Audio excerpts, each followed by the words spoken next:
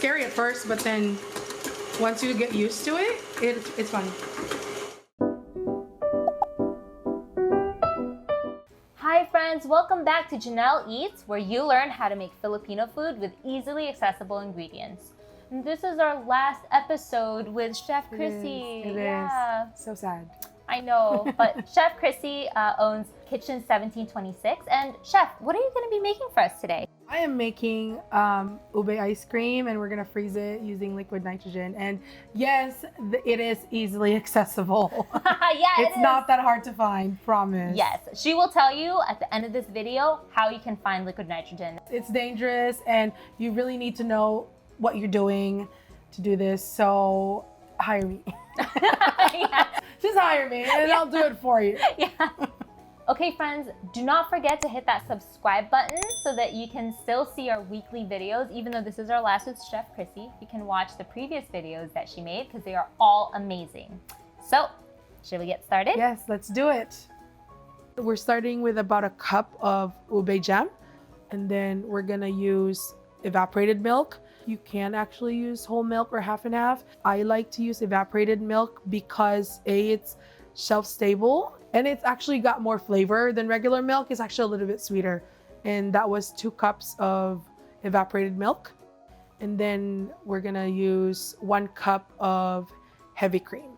And again, if you don't want it to be too rich, you can actually just use half and half, or even whole milk. If you're gonna use non-fat milk, don't make the ice cream, just skip it. So you wanna whisk till the jam has dissolved and mixed into the liquid, and then add some ube extract. I like to typically add a little bit more, make it a little bit more dark, because when it aerates, it will get lighter in color. So that's probably around, I would say 2 teaspoons to half a tablespoon maybe of ube extract. Again, it's totally up to you on how dark you want it. You can make it darker, you can make it lighter. So that's me tasting it. It's not sweet enough, so we're gonna add in half a can of condensed milk. So that's probably around 7 ounces, because I think it's a 14-ounce can. You just gotta think about making the flavors a little bit stronger, just because once it freezes, the flavor is gonna get muted out. That's your base. Really simple, really easy. And then you're gonna need the mixer for this. So what we're gonna do is we're gonna pour the mixture into the KitchenAid. I didn't put all of it at once because they tend to expand and spill all over, so I try to just do half.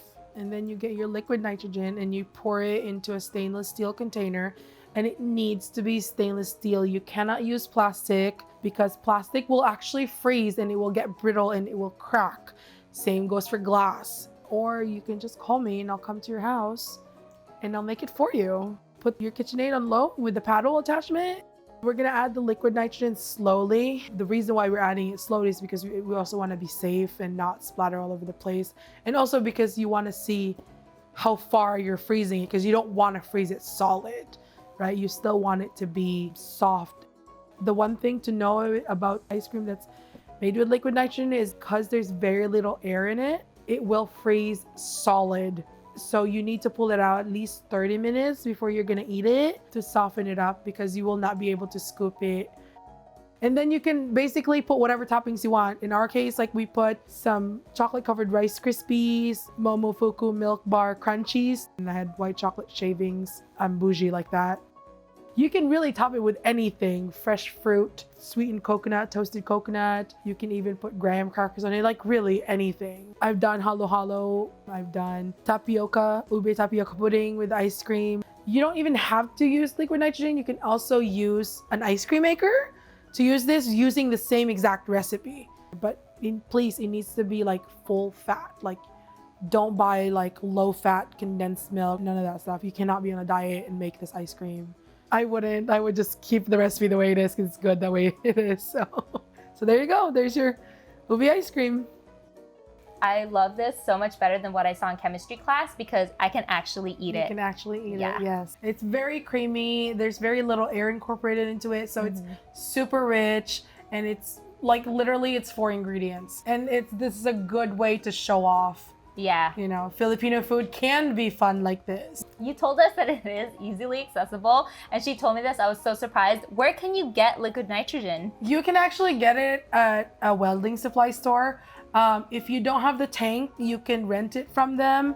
But please, please, please be careful when you guys are using it. I suggest you watch videos on how to handle it. Again, I don't really suggest that you do it if you've never done it before. So it's best to just give me a call. I will gladly do it for you, so you don't have to worry about it. It's fun and it's something different that people don't necessarily get to see done in their homes. Yeah.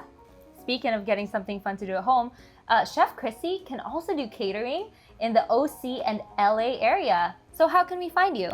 You can check out my website, eatatKitchen1726.com, and you can email, text, or call. All of my information is there.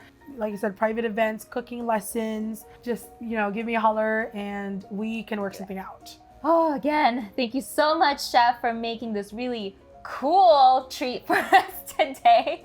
And although this is our last episode of this series, I'm sure we'll make some more videos in the future. Of course, I would love to, and I'm looking forward to it. Yeah, she's so fun. All right, well, thank you guys so much for watching. Again, don't forget to click subscribe, and I will see you next week. Bye. Charlie, say bye. Thank you. He just likes to be. I know.